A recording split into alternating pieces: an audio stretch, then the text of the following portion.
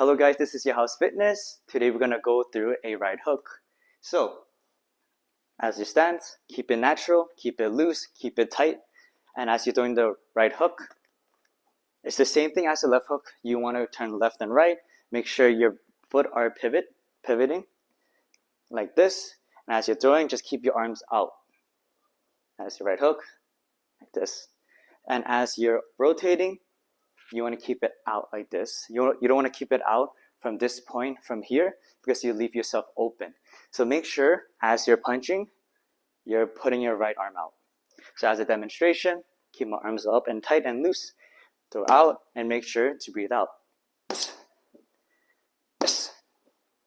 And also when you throw your right hook, fundamentally it should be 90 degrees. However, if you want to hit it farther, you can keep your arms a bit more extended.